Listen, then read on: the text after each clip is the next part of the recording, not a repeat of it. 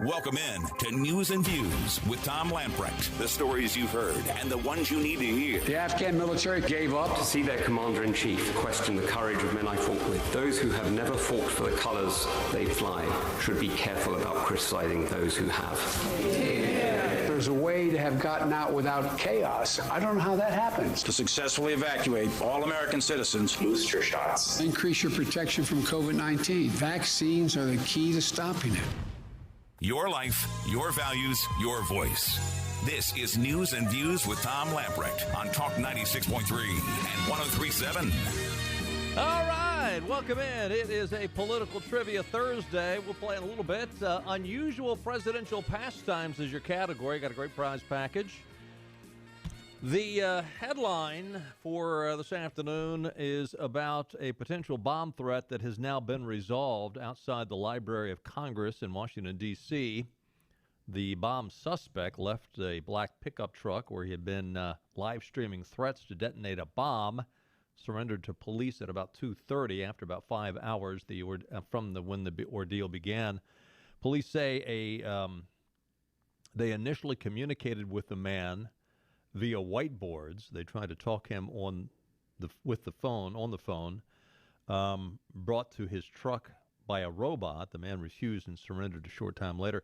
Police identified the man as Floyd Ray Roseberry of Grover, North Carolina. Grover is over there just off of I-85 southwest of Gastonia, just below Kings Mountain, almost as you get to the South Carolina line. So pretty much on the other side of the state. Capitol Police said at a news briefing around 9:15, a man in a black pickup truck drove onto the sidewalk near the Library of Congress, told officers he had a bomb, and appeared to have a detonator in his hand, according to police. We don't know a whole lot, Chief Thomas Manger said. We don't have much information at all. That's what he said earlier this morning. Taking a look at his comments, police negotiators were communicating with him as he wrote notes and showed them to authorities from inside the truck, according to the Associated Press, which spoke to 3 people who are not authorized to publicly discuss the matter and spoke on condition of anonymity. My negotiators are hard at work trying to have a peaceful solution to the incident, Manger said. We're trying to get as much information as we can to resolve this. Apparently, it was resolved, and the man gave himself up at about 2:30. Apparently, he is not happy with, my impression is, reading between the lines, he is not happy with Joe Biden or with most Democrats. I don't know that he's a right-winger, but there's probably a lot of people out there that aren't happy right now with Democrats and Joe Biden. So, you could have any kind of background. Carolina Journal is reporting an Angier man faces 3.5 years in federal prison and restitution of nearly $2 million for his role in Medicaid fraud.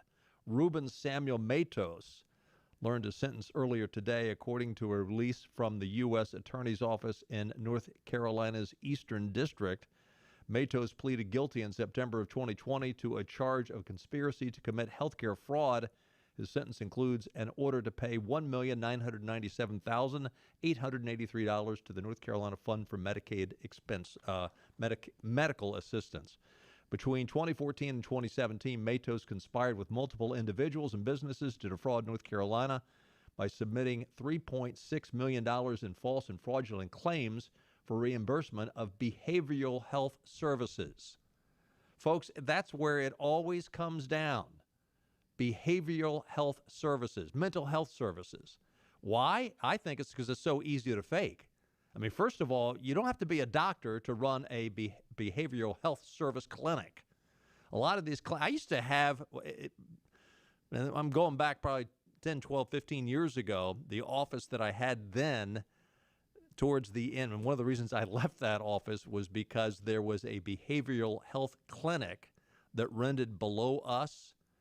And basically, they were babysitting people that had severe special needs, and it was hard to get work done with the noise that was coming from this facility right below ours. They just went in, rented, called themselves a behavioral health service clinic, and the government pays the bill.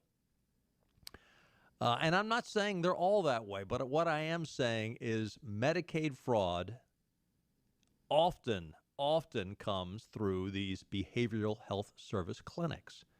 And again, this one to the tune of, well, he's got to repay $2 million.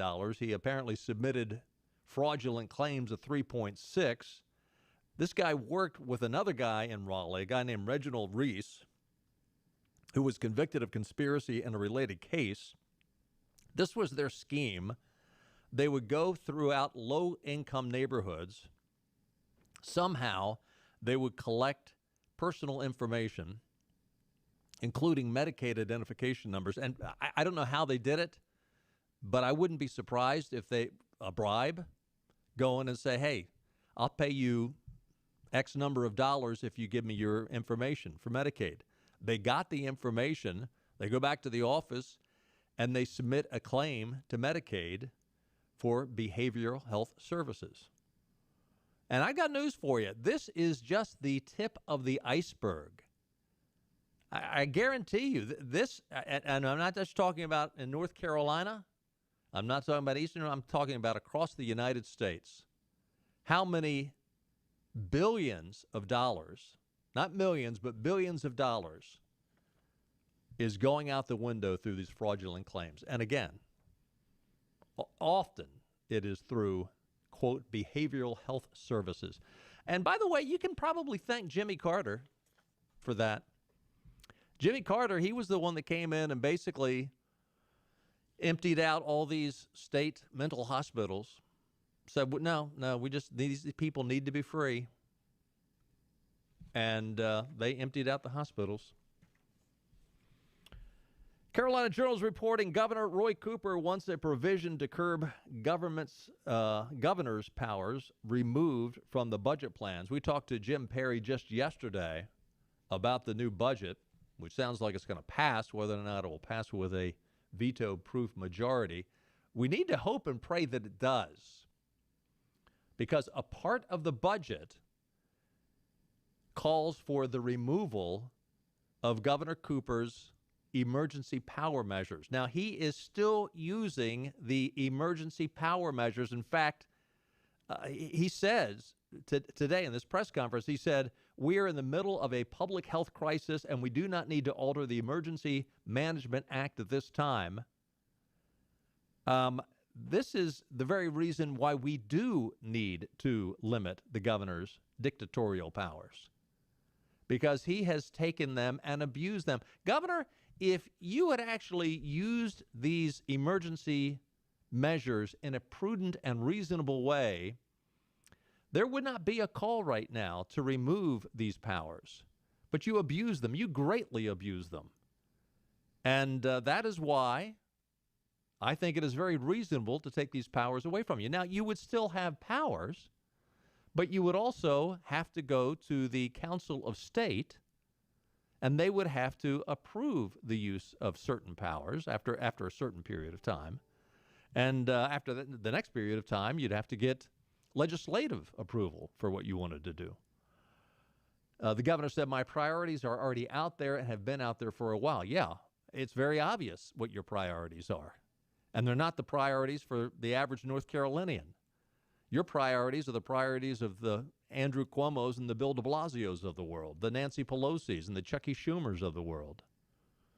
And, of course, he also, and he's not going to get this, he wants Medicaid expansion. Where have you heard that before? The budget bill, Senate Bill 105, places checks on the governor's powers, including the inclusion of firmer language requiring approval of the Council of State, a group of 10 statewide elected officers, including the lieutenant governor, auditor, and attorney general, to name a few. Carolina Journal has reported the House and the Senate advanced legislation to that effect, but neither effort made it to Cooper's desk. Thus, it has been introduced via the budget. Cooper on Wednesday said he would veto the final budget if I have to, but it's still too early in the process to make that call. All options are on the table. So he's going to be between a rock and a hard place. As Jim Perry said yesterday, he is very doubtful that the governor would veto this budget. And by the way, even though when the budget was being discussed earlier in this week, there was some union members that went in and protested and said, hey, they've got $1 billion in the bank here, and why aren't we getting it? And they ended up having to be escorted out of the gallery because they were making so much noise and interrupting the proceedings. So the sergeant-at-arms did remove them. But bottom line is there are a number of nice raises for state workers and teachers. In total, the state budget proposal would spend $10.4 billion in the 2021-2022 and $10.5 billion in the following year. K-12 public education, that amount includes 3% raises for teachers over 2 years, an additional one-time bonus of $300, and between $1,000 and $1,500 added bonus from federal funds, which means some teachers will see a one-time bonus of $1,800 along with a 3% raise. Additionally, non-certified school employees would see their wages rise to a minimum of $13 an hour. There are raises in there for other state workers as well. And I think Governor Cooper, and there are all kinds of monies in there for all kinds of infrastructure and capital improvements.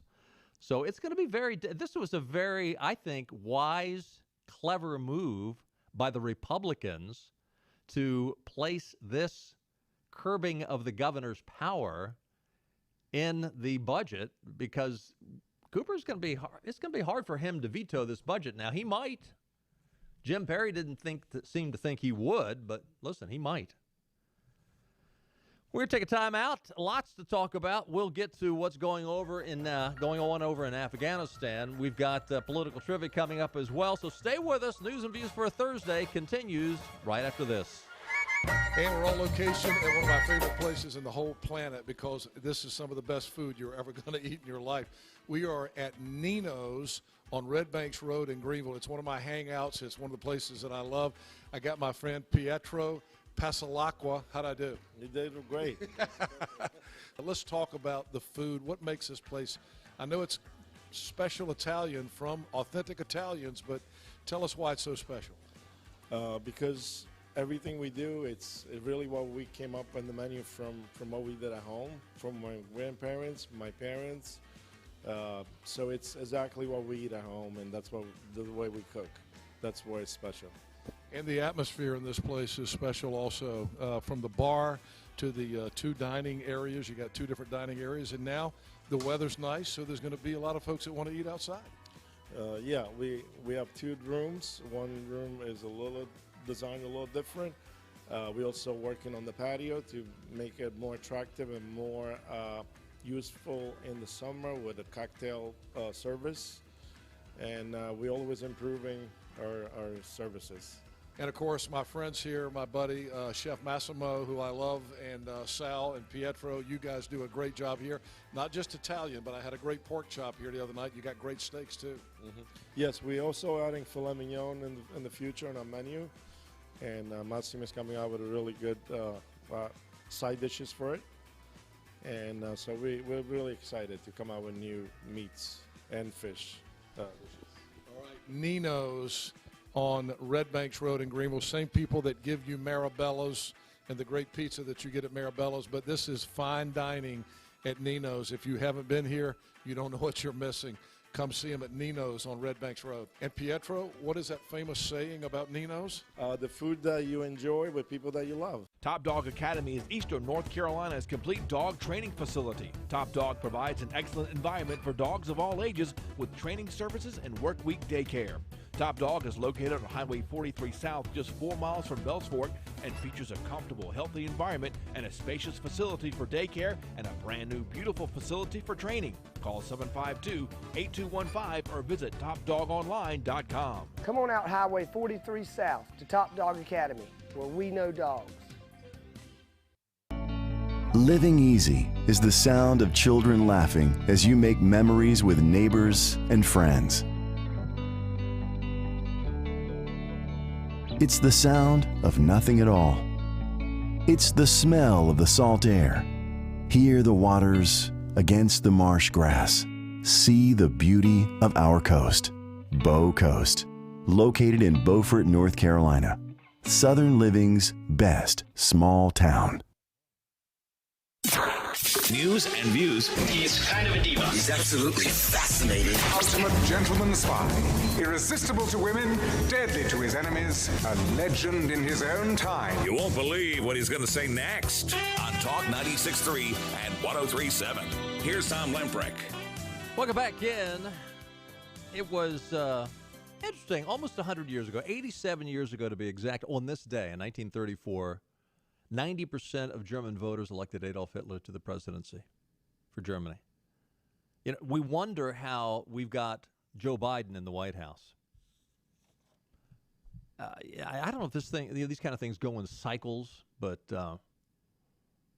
wow. Now, people, you're comparing Joe Biden to Adolf Hitler? No, I'm comparing idiotic voters that will vote for any shiny new object without thinking things through.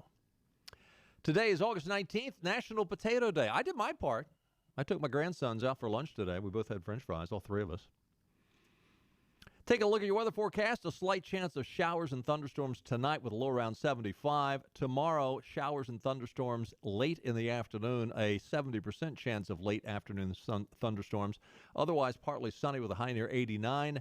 Tomorrow night, a chance of thunderstorms, mostly before 8 o'clock, low around 73.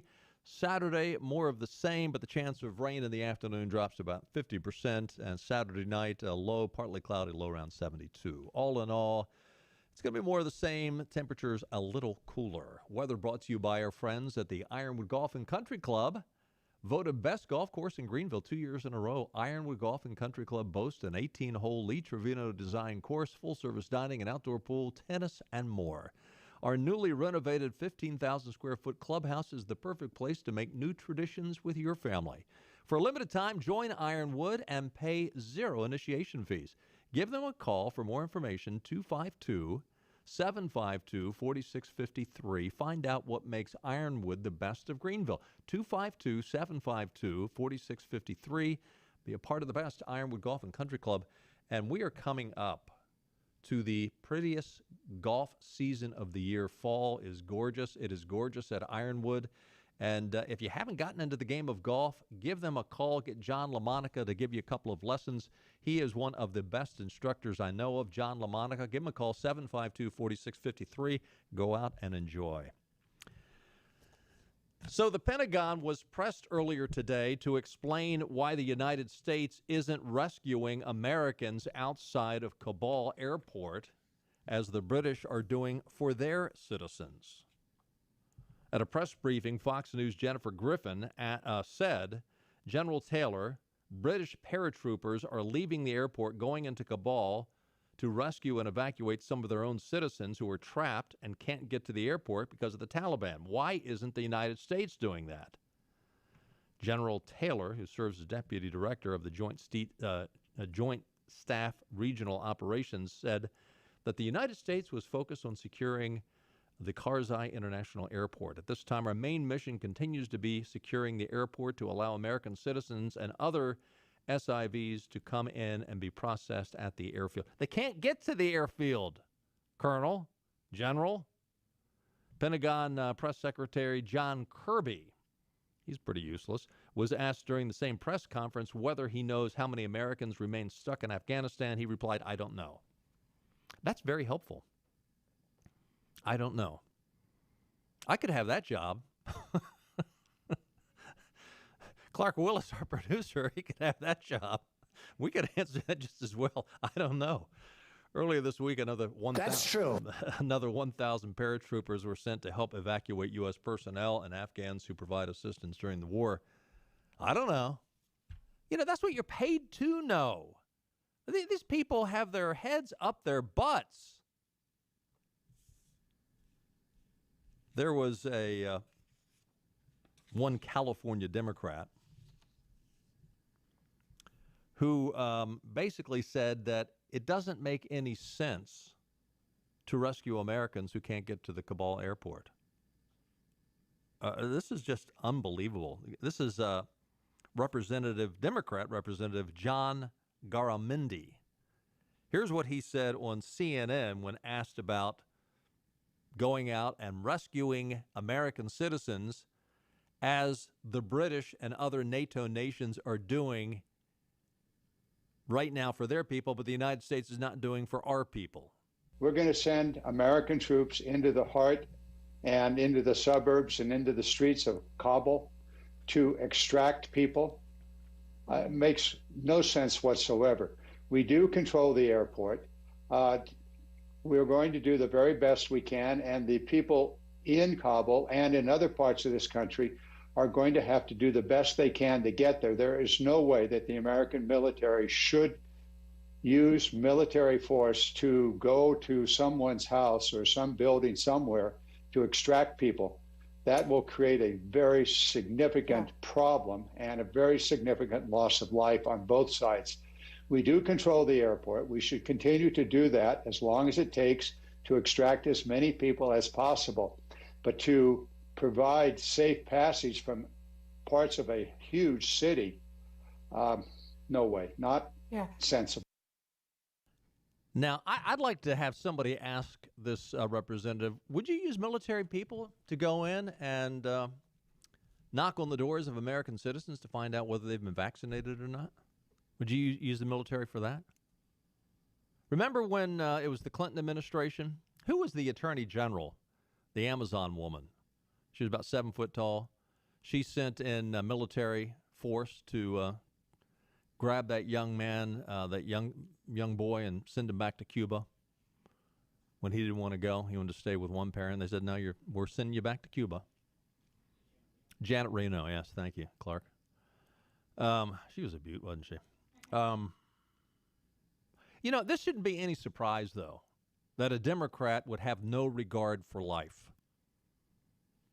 I mean, stop and think about it. They have gleefully been promoting the death of babies for their own convenience for the past 50 years.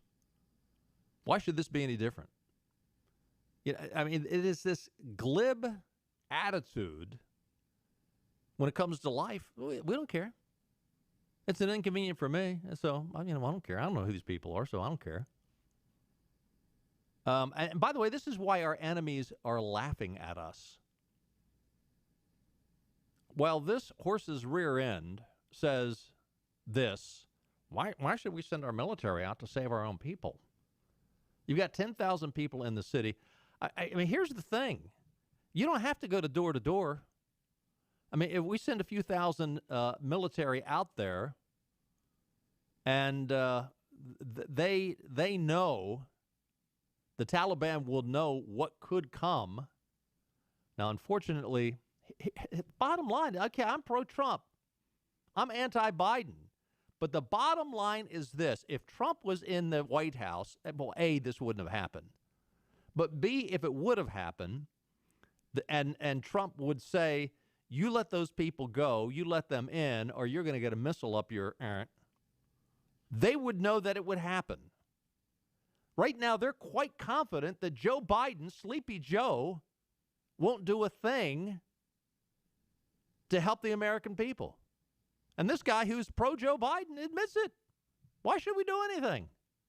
So while this rear end is saying this, right now, as we speak, there are women in Afghanistan who are protesting the Taliban in the streets, and they're getting shot and killed. And yet they continue to come out and protest. You know, folks, I pray that brave women like this hold fast.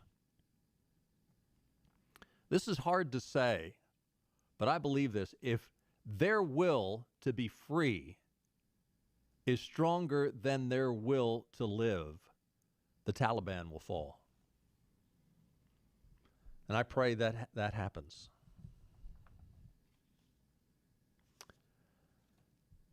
You know, I mentioned this in passing briefly yesterday, but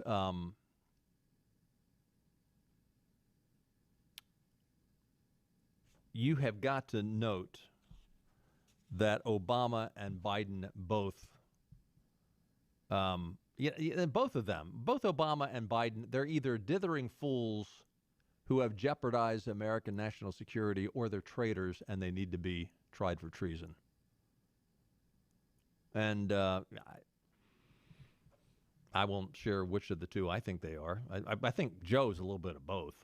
I mean, we know he's a dithering fool. That's not even up for debate. But is he a traitor? Now, I don't think Obama's necessarily a dithering fool. The intelligence community, the Pentagon, and the White House are all blaming each other right now. They're all playing the typical D.C. shuffle, sidestep. 10,000 Americans are trapped in Afghanistan while they do this. It's just like, I mean, it's they're not worried about the 10,000 Americans. They are worried about who's going to get blamed. Not my fault, it's his fault. No, it's not my fault, it's his fault. No, it's her fault. It's Joe's fault. How about just saying it's all of our faults and going over there and helping these Americans to get out of there?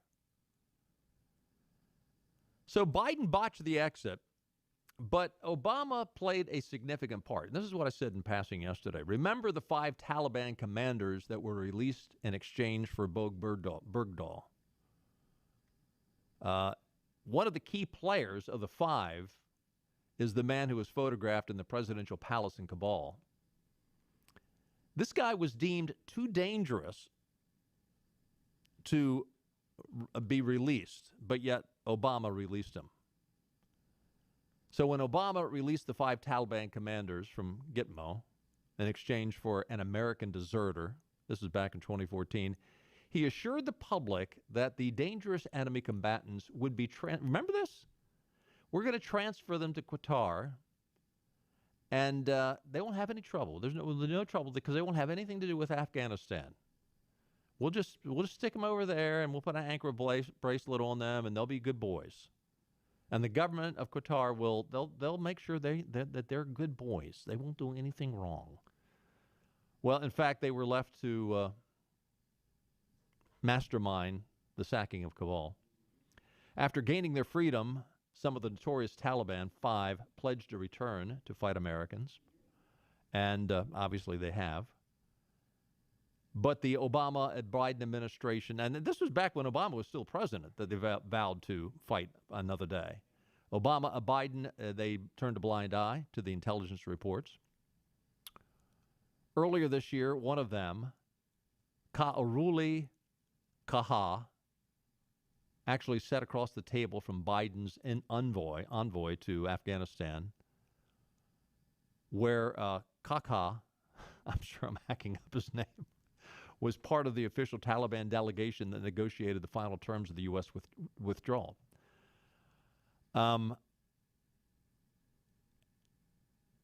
Think about this, that the mastermind for the downfall of Kabul and Afghanistan, we had in prison Obama, and again, going back to his administration, and I said this the 8 years Obama was in office. Every time Obama made a decision, it was a pro-jihadist decision, a pro-Muslim decision, and an anti-American decision. In his eyes, we were always the bad guys, and they were always the good guys. So, folks, this is why we have capital punishment. I mean, this guy was a murderer. We had him down in Gitmo, and you can't kill him. You can't execute him. That wouldn't be nice. So he's killed hundreds, if not thousands, and now he will kill hundreds, if not thousands, because bleeding heart liberalism said it wouldn't be compassionate to take this killer's life. And now more will die. You know, I watched Joe Biden and his interview with Georgie Stephanopoulos. And this guy's got blood on his hands. This guy's got blood on his hands. I mean, for him to come out and say, we knew there was going to be a catastrophe, and we knew this was going to be pretty, but, what do you expect? How can you expect anything else? Yeah, with you in charge, how can you expect anything else? How can you not expect it to be a train wreck with you in charge? By the way, as well, we need to take a break here. We're going to play a little political trivia here in a minute. Did you know that Mike Pompeo, who headed up the State Department for Donald Trump, had ordered the creation, and it was created, a special response team. It was called the Contingency and Crisis Response Office, and their only job would be to avoid a future Benghazi-style situation for Americans overseas. In other words, it was created for such a time as this. Now, Biden goes on there and talks to Georgie and says, we plan for every contingency. While he says that, the reality is the Obama State Department had already revoked the funding and the approval for this response office, this response team. He shut it down. He shut it down. He says we plan for every contingency. No. The contingency plan was already in place and you shut it down. It's unbelievable. I know, it's heavy. Pray for those people. Pray for our American citizens. And by the way, there's, again, I've said this every day, there's stories coming out of Afghanistan where they're kidnapping and executing Christians for being Christians. I mean, this is, boy, you talk about spiritual warfare. This is spiritual warfare. By the way, tomorrow we're going to have an interview with a Army chaplain who has spent years over in Afghanistan. And we'll be talking to him tomorrow about his thoughts on what's going on over there. Let's, as heavy as this is, let's lighten things up, shall we? Let's play a little political trivia. 561-8255, 561-8255. Hopefully this will be a little bit of a opportunity to get our minds off of. I mean, I don't want you to stop thinking and praying, but let's do something fun. Category unusual presidential pastimes. It's a fun question. Give us a call, 561-8255. Got a great prize package. We'll be right back.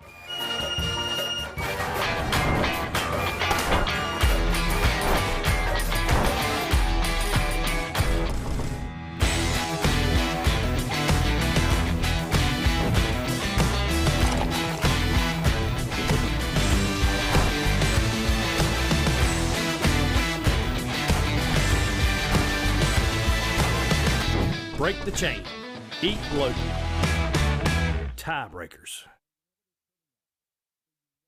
Hey, this is Hank Hinton back here at Full Service Flooring in Winterville. I'm here today with Corey Little, who's the operations manager here at Full Service Flooring.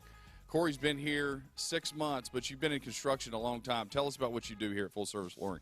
Yeah, I got over here about 6 months ago. I've been in construction for, like I said, a little over 20 years, and I've known Tim for a long time now, and he's brought me over here to see what new kind of things I can bring to the store and to our customers. And I'm in charge of scheduling, and I don't know what else. I'm in charge of everything. It seems like we work together as a team and try to pull it all together. I might do a measure one day and do a commercial floor the next day, but we just kind of all work together and pull it all together at one time.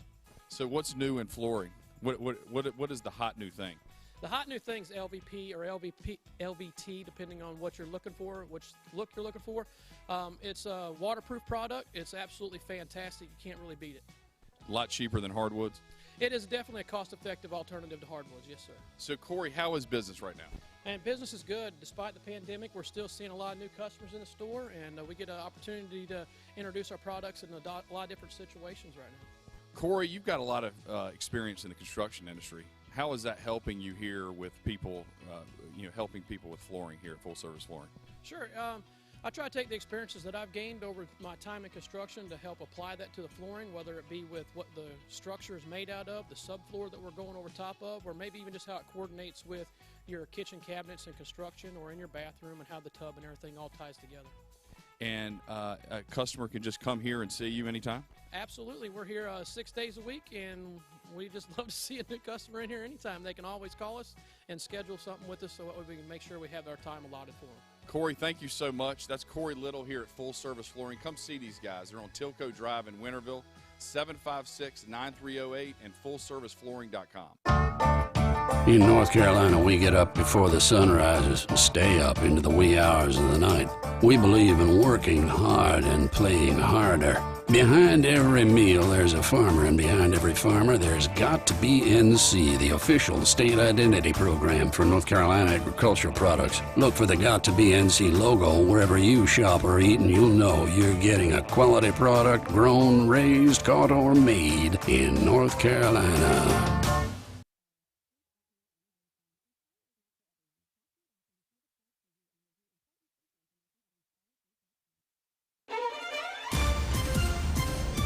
All right, let's lighten things up, shall we? Political trivia, your category, unusual presidential pastimes. Prize package includes a gift card to University PC Care, a $20 gift card to Gwendy's Goodies Bakery in Ayden, delicious baked fresh made from scratch goodies. $20 gift card to Mucho Bueno for lunch or dinner. Mucho Bueno, real Mexican street food. A gift card for a free round of golf with cart at Ironwood. A $20 gift card to the Pirates Cove Car Wash, proud partner of the ECU Courtesy Car Program. A gift certificate from Fit for Life, including 2 free training sessions with a coach. And a free oil change for your car pickup at Dave Davis's East Carolina Chrysler Dodge Jeep or at Washington Chrysler Dodge Jeep Ram. First up, from New Bern, we have Carlton on the line. Hey, Carlton. Hey, how you doing? I'm doing well. You ready to play? Yes, sir. All right, here's your question. 7 of our U.S. presidents all enjoyed a rather unusual pastime. The presidents are Joe Biden, Lyndon Johnson, John Kennedy, Franklin Roosevelt, Teddy Roosevelt, Andrew Jackson, and John Quincy Adams. What was this unusual pastime that these 7 presidents like to do on a regular basis? What do you think? Man, I have no idea. I have no idea, but eating ice cream. Eating ice cream. That's a good guess. I don't think it was just limited to 7 of those, though. Good guess, Carlton. That's not it. Thanks. Give us a call back. 561-8255. Let's go to Al in Greenville. Hey, Al. Hey, how you doing? I'm doing well. Did you hear the question? I did. What do you think? What was the unusual pastime these 7 presidents all participated in? Say them again one more time. They were Joe Biden, Lyndon Johnson, John Kennedy, Franklin Roosevelt, Teddy Roosevelt, Andrew Jackson, John Quincy Adams.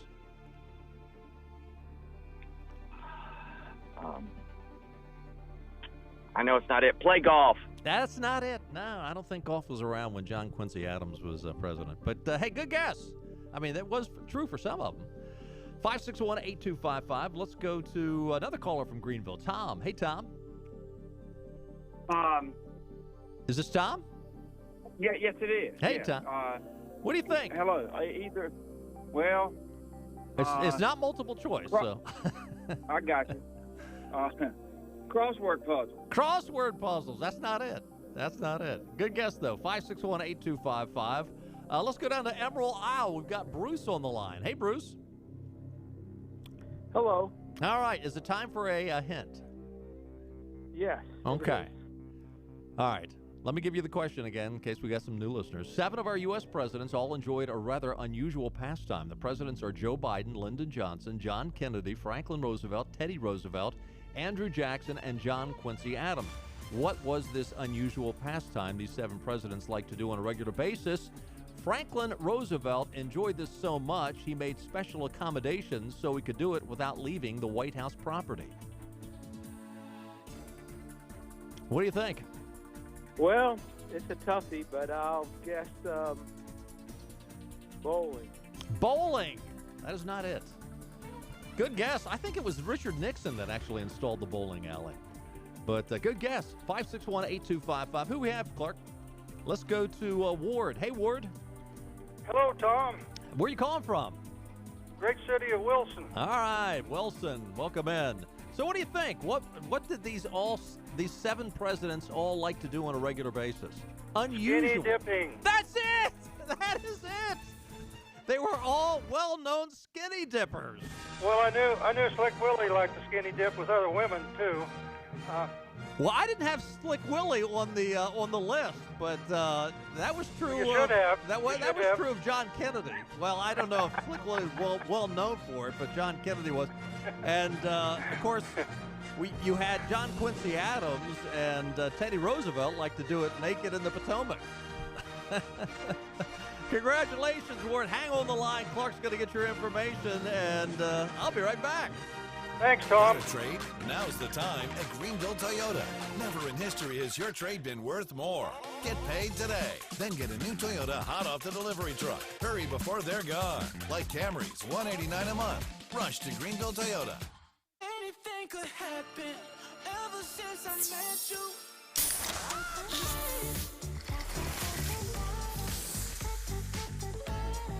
Let me take you dancing. Introducing Pepsi Mango.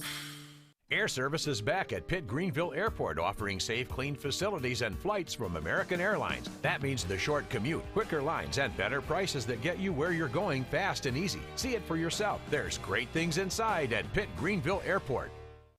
Sawyer's Fun Park in Winterville is now open. With over 40,000 square feet of family fun, daily money-saving deals, and a full-service restaurant, Sawyer's Fun Park is guaranteed to have something the whole family will love. Test your ninja skills on our 2-story obstacle course or head over to one of our 5 rock walls and race your friends to the top. And when you've worked up an appetite in our laser tag arena or our one-of-a-kind ropes course, grab a table over at the restaurant and try our world-famous Southern Monster Fries. Reserve your spot today at SawyersFunPark.com and come join in on the fun. My name is Dr. Neeti Armistead, Chief Medical Officer for Vidant Health. The following simple steps will help keep you and your community safe. Stay home as much as possible, wear a mask when out in public, avoid large gatherings, practice social distancing, and wash hands often. It's also important not to delay needed care. Vidant has taken important steps to provide you and your family with a safe environment. Learn more about COVID-19 and Vidant's response. Call 252-847-8000 or visit vidanthealth.com/COVID-19. Acre Station Meat Farm, along with Lane Angus Beef, bring you Farm to Fork Beef. Stock your freezers now with affordable beef boxes, just in time for the grilling season. Farm to Fork Beef brings quality local beef to your family. From your traditional butcher shop, Acre Station Meat Farm. Come on down to Acre Station Meat Farm and find out why we're #1 in fresh cuts and friendly service. Acre Station Meat Farm, Highway 32 North, Pinetown. This one's for everyone who spends the amount of time it would take to watch a movie, agreeing on which movie to watch. You've compromised enough. Pepsi Zero Sugar.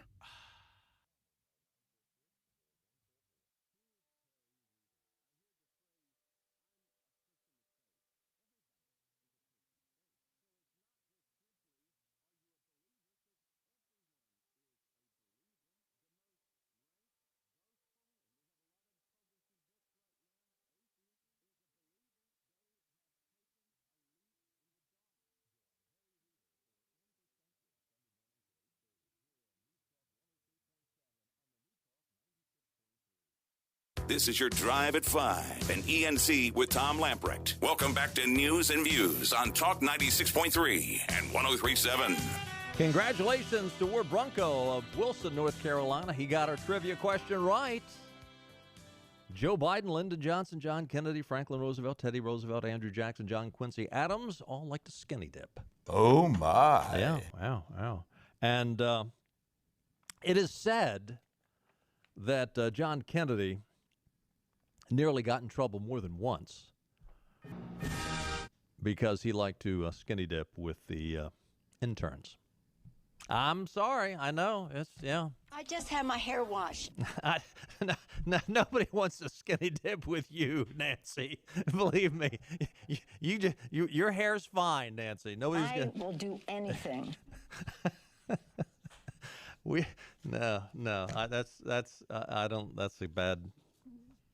That's a bad mind picture. I don't get that out of my mind. Interesting story by Guy Benson out of Town Hall. You know, school starts on Monday for a lot of public schools. I know my grandkids start on Monday. And I think a lot of Eastern North Carolina schools will start on Monday. I know Pitt County does. And as it looks right now, they'll all be wearing masks. Interestingly, Europe's CDC says they do not recommend masks for kids under 12. Another interesting little piece of information. There was a survey done between August of 2020 to April 11th of 2021.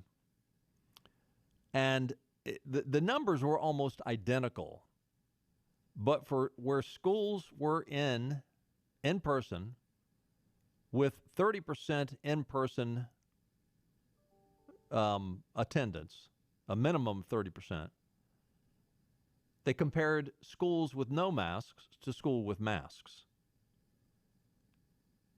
The number of COVID cases, and this is the number of cases per 100,000 people, for no masks, for the students, it was 208 cases per 100,000. With masks, it was 218. For staff, it was 315 for no masks per 100,000. That's staff. With masks, it was 324 per 100,000. And, well, bottom line is it doesn't make any difference. It doesn't make any difference. I don't think Congressman Murphy would, I think he said this on the air the other day when he was with us. Masks don't make any difference. And there are some people that say it makes it worse. But over in England, well, the European Union, the European Union CDC came out and said in primary schools, the use of face masks is recommended for teachers and other adults when physical distancing can't be guaranteed, but it is not recommended for students. Governor DeSantis has said explicitly that kids, if they want to wear masks, they can wear masks. But his administration has decided not to enforce it. And now they said if a district wants to require masks, that's fine as long as parents have opt-out opportunities available for them. So if you're a district in Florida and you say, no, we're going to mandate that you wear a mask, okay, that can be your mandate, but parents and students have an opt-out. And all these people say they want to follow the science. Well, the science is saying it doesn't make any difference. And the folks over in Europe are saying it doesn't make any sense. By the way, did you hear Ron DeSantis? The anti-DeSantis people, it doesn't, people say, well, Donald Trump, he deserved it because he tweeted. That's why they were against him. No. They were against him because he was a conservative. And he was a capitalist. And he was a free enterprise, low tax, low regulation kind of guy, let the people rule themselves kind of guy. And the Democrats hate that because they want to rule with an iron fist. And they're going to come after Ron DeSantis just like they came out after Donald Trump. And DeSantis, as far as I know, he doesn't even tweet at all. If he does, it's very benign. But the Associated Press came out with a story yesterday trying to brand DeSantis because he is promoting Regeneron. And Regeneron has proven to, if you come down with COVID, you've got COVID, you come down, and if you can get to it in the first 10 days that you have Regeneron, it's a monoclonal antibiotic. It is proven to very helpful. 70% reduction in hospitalizations, 70% reduction in death, 70% reduction in severe symptoms. Regeneron. So DeSantis comes out and says, you know what, we're going to give out Regeneron if people come down with it. And the Associated Press tried to make it look like this was a quid pro quo, that he was helping out a company that had made a contribution to a PAC that supported DeSantis. The name of the company was Citadel. Citadel and the CEO, Ken Griffin, had donated to this PAC that donated to Ron DeSantis. They invested in the company that manufactures Regeneron. Well, guess what? BlackRock invest in Regeneron. And they contribute to Democrats primarily. Now they contribute to some Republicans, but they contribute to a lot of Democrats. And by the way, the Citadel, it's just a small fraction of their portfolio is invested in this company that manufactures Regeneron. But no, it doesn't matter. We're gonna make Ron DeSantis look as bad as we can possibly make him look. Unbelievable. The Hill is reporting, this is The Hill, moderate The Hill. A voting rights overhaul at the federal level, including a ban on voter ID identification laws, is a high priority for Joe Biden and congressional Democrats. However, the Honest Election Project recently found that 81% of respondents, 81%, favor voter ID laws which require photo identification, and this is out of The Hill, 81%. And by the way, this is not just Republicans. This is people from all parties. So, while the Democrats want to jam through H.R. 1 so that they can federalize elections and they can have their way with the American people, 81% of Americans say, we want voter ID. 81%, all races, all parties. Hey, thanks for being with us today. We'll do it again tomorrow at 5 o'clock. We'll see you then. Bye-bye, everybody. All right. In North Carolina, we get up before the sun rises, stay up into the wee hours of the night. We believe in working hard and playing harder. Behind every meal, there's a farmer, and behind every farmer, there's got to be NC, the official state identity program for North Carolina agricultural products. Look for the Got to Be NC logo wherever you shop or eat, and you'll know you're getting a quality product grown, raised, caught, or made in North Carolina. We're on location at Fabric and Home Furnishings, and I'm back with my friend Lisa Pendry. And Lisa's been telling me about all the great renovations that have been going on here in the store, and I've been looking around, and it looks fantastic. Tell us what you've done here. Well, we've knocked some walls down, we've painted, we've added some new vendors, lots of new exciting things going on. So we're making room for everybody to get what they need to transform their homes. Looks fantastic in here. Last time we talked, you were saying that you were able to deliver a lot faster than most other furniture stores. Is that still the case? It is. It's changed a little bit, but we're still looking at around 8 to 10 week delivery, and we do sell our floor samples right off the floor. All right, we always say that Fabric and Home Furnishings is more than just a fabric store, so tell us what the more is all about. What when people come in, what should they expect? Well, we love to get to know our customers. I have the best crew I've ever had, and everybody on my team is an interior designer. So we offer in-home design service, which we always have, but now they can each come out to your home after they work with you in here, figure out what's going on in your residence or your commercial property to pull it together and help you make everything beautiful. You got great folks here. I do. I can tell you, I haven't gotten to know them. It's like a family when you come in here, and everybody gets along well, and you can tell that these guys and gals really know what they're talking about when it comes to interior design. They do, and that's really what makes us different. We offer complete in-home design service. We don't charge a by-the-hour fee. It's a flat one-time fee. We work with you in here, in your home, in your business, and help pull everything together. All right, it's more than just a fabric store. Fabric and Home Furnishings in Arlington Village. Come see this lady. She's fantastic. Fabric and Home Furnishings. Come see the renovations here in Arlington Village. And thank you for the visit today. Thank you, Henry. All right, you got to come see what they've done in the store here on Arlington Boulevard in Arlington Village. Anything could happen ever since I met you.